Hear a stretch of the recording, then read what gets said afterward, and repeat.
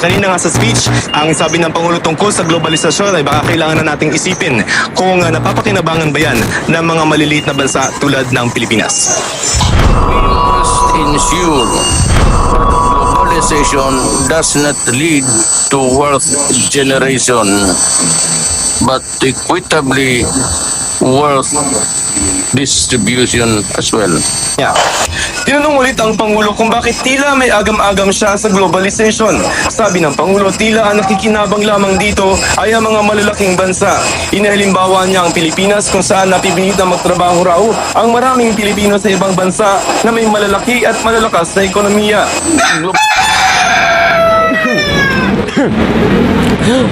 Sean, Uy, boss, bakit po?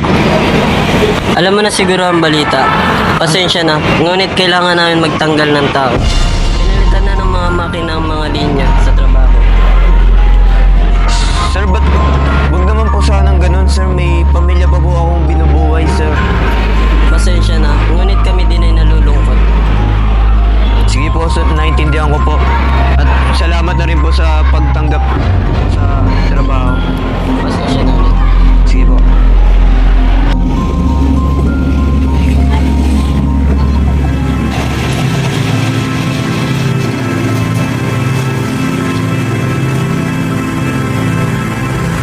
So ano kaya ngayon siya? Palis lahat ng ipon na. Peace na. Hindi ko nga rin alam, eh. Hirap na makakuha ng trabaho ngayon. Dahil sa globalisyon na yan. Halos lahat, ginagawa ng automated. Mga dati na ang trabaho, tsaka wala na.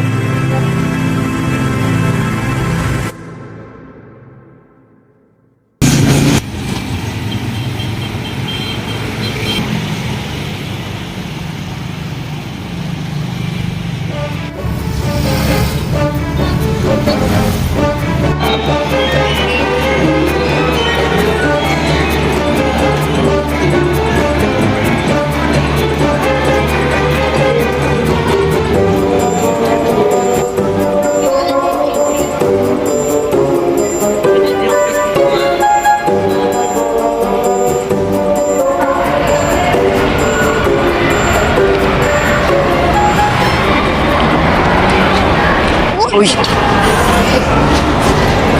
Uy! Angelica! Sean! Kumusta? Eto, maayos naman. Naghahanap din ng trabaho. Wala ka ng trabaho? Mahabang istorya eh. Tanggal na naman ako. Tara pag-usapan natin. Kain tayo. Libre ko. Yun oh. Naman talaga. Tara.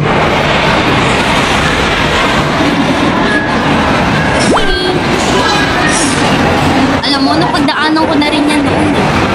Akala ko wala na rin akong pag-asa. Pero tignan mo ako ngayon. Maayos trabaho ko. Maayos din kinikita ko. Paano mo ginagawa yun? Parang hirap naman gawin yan ginagawa ko. Virtual assistant na ako ngayon. Maraming kumpanya nag-aanap nito. Pwede kang magtrabaho sa iba't ibang lugar. Online. Ganito yan. Pwede kang mag-manage ng schedule. Pwede kang mag-research. Pwede ka rin mag-handle ng social medias. Hindi na kailangan ng malaking kapital. Kailangan mo lang magsimula sa umpisa at matuto. Totoo? Sa tingin mo ba kaya ko gawin yun? Kaya mo yan. Nagsimula rin ako dyan sa umpisa. Wala akong alam. Kaya kitang tulungan. Tuturuan kita.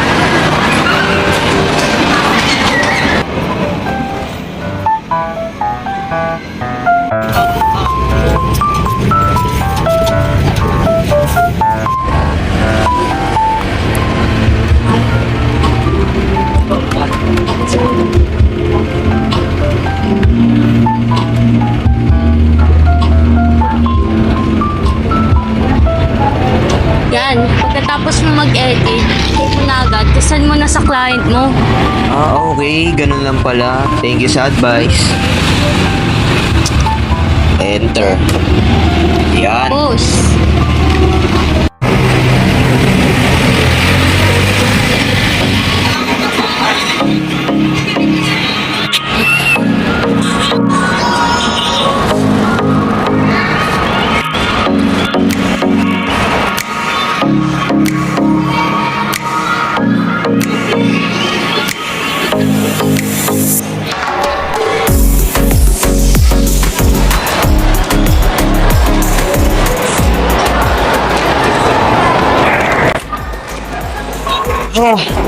Salamat siya na pinatunayan mo sa amin na kahit ano kanila, hindi na kasi.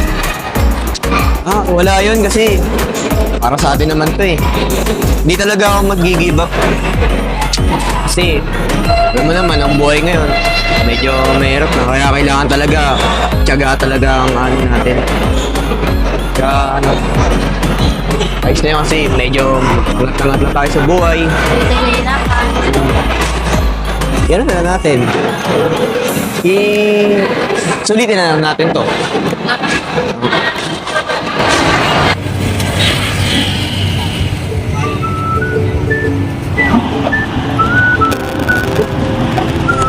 Hindi ko akalain, Angelica.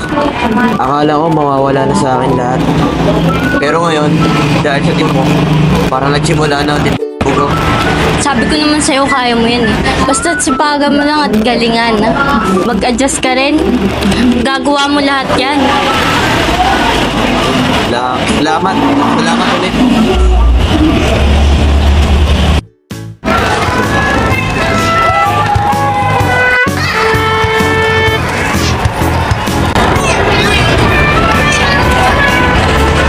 Ang pagunlad ay hindi nasusukat sa mga bagay na nawawala, kundi sa mga pagkakataong dumarating kapag tayo ay handang mag-adjust at matuto.